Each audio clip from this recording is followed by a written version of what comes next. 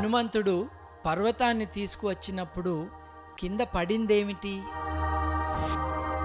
ఆస్టెరిక్స్ ఒబెలిక్స్లను ఎవరూ ఎందుకు ఓడించలేరు? C14 నైట్రోజన్గా ఎలా మారుతుంది?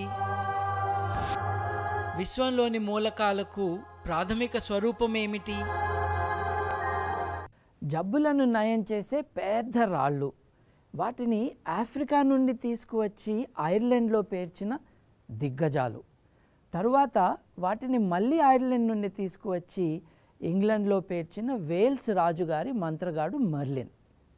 బ్రిటిష్ ద్వీపాలలో స్టోన్హెంజ్ కథలు ఇలా ఉంటే, పొరుగు దేశం ఫ్రాన్స్లో వినోదం కోసం సాహిత్యలోకపు దిగ్గజం ఫ్రాన్సువా రాబెలే తన దేశంలో ఉన్న కొన్ని రాళ్లను డైనింగ్ టేబుల్గా వాడుకోవాలని ఆ ఆకారంలో రాళ్లను దిగ్గజాలే పేర్చారని ఒక తమాషా కథ కూడా అల్లాడు.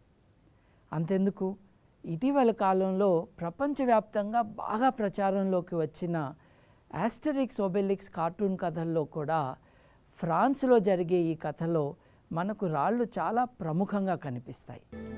ఆకాశం కథ ఎపిసోడ్ 1లో ఆస్టెరిక్స్ ఒబెలిక్స్ను పరిచయం చేసుకున్నాం. ప్రాచీన ఫ్రాన్స్లో ఉన్న గౌల్స్ వీరు. వారి కథలు రోమ్ సామ్రాజ్య విస్తరణకు జూలియస్ సీజర్ సైన్యం ఫ్రాన్స్ నంతా ఆక్రమించుకుంటున్న నేపథ్యంలో జరుగుతాయి. అంటే క్రీస్తు శకానికి 58 సంవత్సరాల పూర్వమన్నమాట. సీజర్ సైన్యం ఫ్రాన్స్ నంతా ఆక్రమించుకుంటూ ఉంటుంది. అంతానా? అబ్బే, అంతా కాదు. ఒక చిన్న గ్రామం మటుకు మిగిలిపోతుంది. అదే ఆస్టెరిక్స్ ఒబెలిక్స్ల కుగ్రామం.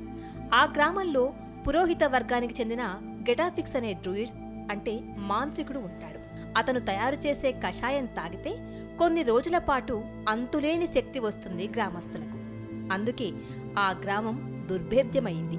వారు మందు తాగిన రోజు రోమన్లకు ఉంటుంది మొసళ్ల పండగ.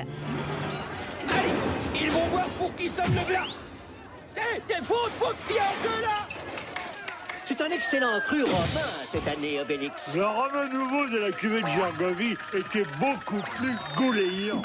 ఈ కామిక్స్ లో ఆ కాలంలో ఫ్రాన్స్లోని బ్రిటనీ ప్రాంతంలో రాళ్ల పరిశ్రమ ఉండేదని, ఆ రాళ్ల వ్యాపారం కోసం గ్రామంలో అసాధారణమైన శక్తి కలిగిన ఒబెలిక్స్ రాళ్లను మోస్తూ తిరిగేవాడని, మనల్ని కడుపుబ్బా నవ్వించే రకరకాల ఉదంతాలుంటాయి.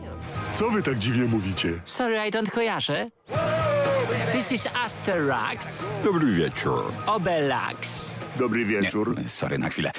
Długa samogłoska i pamiętaj o akcencie.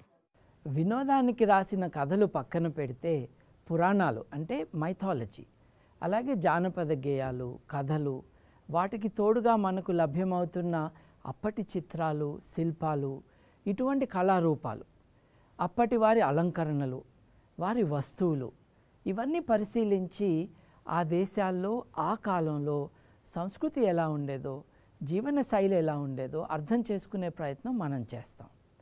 ఈ పాటలను, కథలను వింటూ, చదువుతూ, అవి పుట్టిన సమాజాల్లో అప్పటి మానసిక స్థితి, వారి ఊహలు, వారి భయాలు, వారి కోరికలు, వారి సృజనాత్మక శక్తి, వీటన్నిటి గురించి ఒక అంచనాకు కూడా వస్తాము. మన ప్రాచీనుల జీవన, ఆలోచన శైలిని అర్థం చేసుకోవటానికి ఇంకో మార్గం లేదు మరి. కానీ మర్చిపోకూడని విషయం ఏమిటంటే, జానపద కథల్లో, పురాణాల్లో చరిత్ర ఉండదు. అవి ఊహాజనిత కథలు. తమ పరిసరాలను అర్థం చేసుకోవటానికి చెప్పుకునే కథనాలతో మాత్రమే ఉంటాయి. ఇటీవలి కాలంలో మన దేశంలో పురాణాలనే చరిత్రగా చదువుకుంటున్న వారి సంఖ్య విపరీతంగా పెరిగిపోతున్నది. అంతేకాదు, పురాణాలలో సైన్స్ను వెతుక్కుంటున్న వారు కూడా ఎక్కువైపోయారు. పురాణాలలో ఉన్న ఊహాజనిత వ్యక్తులు నివసించింది ఆ గ్రామంలో అని, వారు అన్నం తిన్నది ఈ కొండపైనేనని, వారు నివాసం ఉన్నది ఈ గుహలోనేనని, ఇలా చాలా చాలా కథలు ప్రచారంలోకి తీసుకువస్తున్నారు ఎందరో.